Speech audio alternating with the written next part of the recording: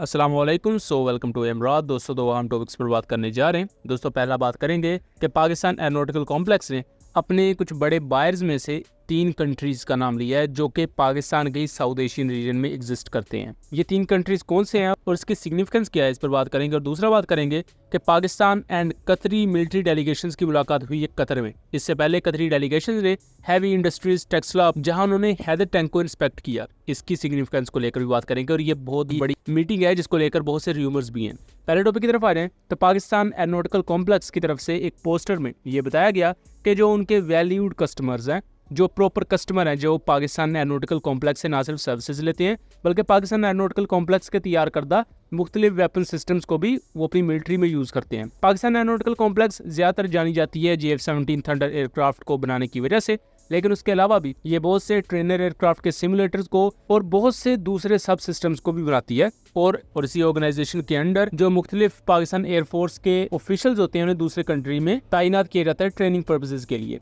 अब दोस्तों यहाँ 3 अहम कंट्रीज को अगर आप गौर से देखें, बांग्लादेश, मालदीव्स और श्रीलंका, ये 3 वो कंट्रीज जो कि जनूबी एशिया में ही मौजूद है। और बांग्लादेश में हमने रिसेंटली देखा कि प्रो इंडिया हसीना वाजिद की गवर्नमेंट गई। उसके बाद हमने मालदीव में भी देखा हुआ है कि मोहम्मद मुइजू काफी ज्यादा प्रो चाइना एक पॉलिटिशियन है। उसके साथ साथ उनके प्रेसिडेंट बनने के बाद मालदीव्स के पाकिस्तान के साथ भी ताल्लुकात बहुत अच्छे हुए। इसी तरह श्रीलंका में भी जो न्यू प्रेसिडेंट आए हैं ये मार्क्सिस्ट आइडियोलॉजी को सपोर्ट करते हैं और ज्यादा प्रो चाइना समझे जाते हैं।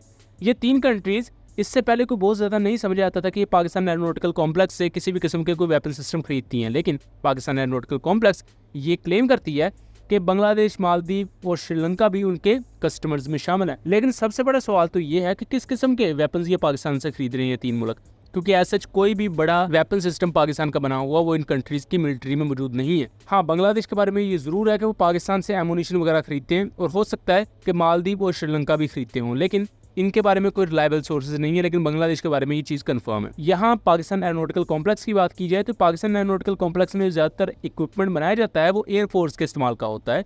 यहाँ हो सकता है कि पाकिस्तान एयरफोर्स इन्हें टेक्निकल असिस्टेंस प्रोवाइड करती हो मालदीव, बांग्लादेश या उसके साथ साथ श्रीलंका को। और इवन बांग्लादेश ने जो अपना BBT बेसिक ट्रेनर बनाया है उसमें भी कहा जा रहा है कि हो सकता है पाकिस्तान एरोनॉटिकल कॉम्प्लेक्स से थोड़ी बहुत मदद की हो टेक्निकल असिस्टेंस, सेम एज जैसे इंडिया ने तेजस बनाने के लिए डिसॉल्ट से और दूसरी जो कंपनीज थी उनसे टेक्निकल असिस्टेंस ली थी। उसके अलावा कई लोगों के नज़दीक ये फ्यूचर एक्सपोर्ट को लेकर भी एक चीज़ है कि जिसमें पाकिस्तान फ्यूचर में कुछ इंपॉर्टेंट वेपन सिस्टम इन मुल्कों को प्रोवाइड करने जा रहा है।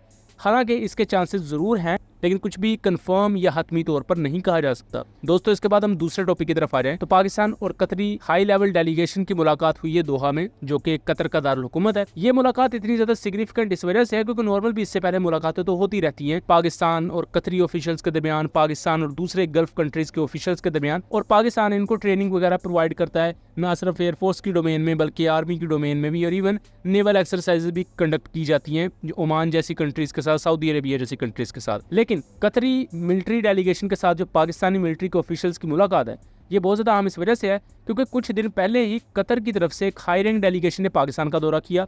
उन्होंने हैवी इंडस्ट्रीज टेक्सला का दौरा किया और पाकिस्तान के तैयार करदा हैदर टैंक को इंस्पेक्ट किया, जिसके बाद बहुत से ऐसे रूमर्स भी आ रहे हैं कि हैदर टैंक में कतर इंटरेस्टेड है।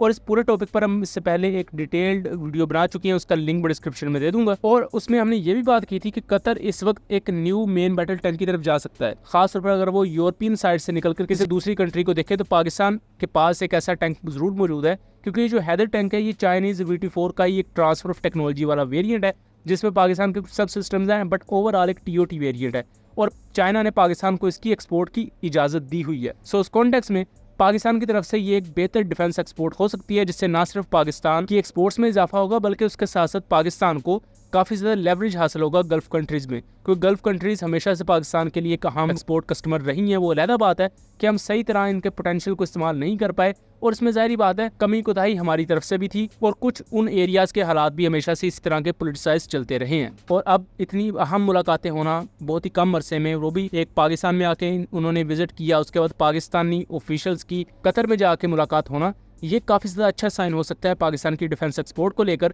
और ख़ास तौर पर हैदर टैंक की एक्सपोर्ट को लेकर। और उसके अलावा दूसरा मिलिट्री इक्विपमेंट भी है जो कि पाकिस्तान कतर को ऑफर कर सकता है। दोस्तों ये था एनालिसिस, उम्मीद करता हूँ चीज़ें क्लियर रही होंगी। वीडियो पसंद आई हो तो इसे ज़्यादा से ज़्यादा शेयर कीजिएगा एंड चैनल को सब्सक्राइब कीजिएगा। मिलेंगे अगली वीडियो में, तब तक के लिए अल्लाह हाफिज़।